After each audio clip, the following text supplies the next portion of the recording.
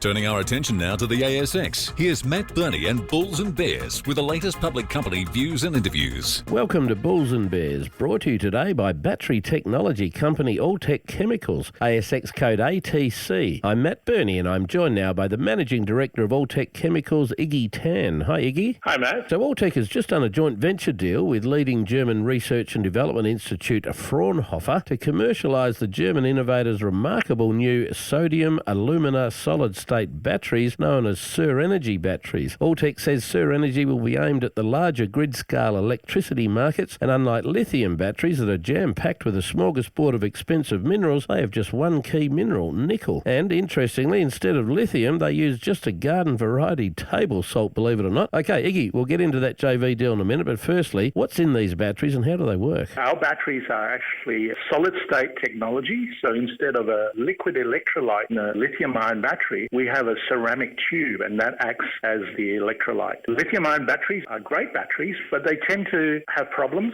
fire and explosion. The battery life is quite limited to around 8 to 10 years, and it operates in a very narrow temperature range. Our batteries are fireproof. The life of the battery is nearly double, close to 15 years, and it operates in the very cold climates as well as the desert climates. Now, in the battery, as you mentioned, it's just common salt. Believe it or not, we don't have any lithium, cobalt, graphite, or we don't have any copper. So if you think about all the expensive materials in a lithium-ion battery, we are a very cheap battery for the grid storage market. So tell me about this JV with the German Research Institute. Who gets what under the terms of the JV? Yeah, we have a majority shareholding of 75%, and we are planning to commercialise a 100 megawatt sodium alumina solid state battery plant in Saxony, Germany. Now, 100 megawatt represents 10,000 battery modules, and they're rated at about 10 kilowatt each. So specifically designed for grid storage market, where it's growing from 28% year on year. So I understand Fraunhofer have been developing these batteries for quite some time, and JV will have an exclusive licence to take them to market. How much has Fraunhofer put into developing them to date? So the technology is well developed.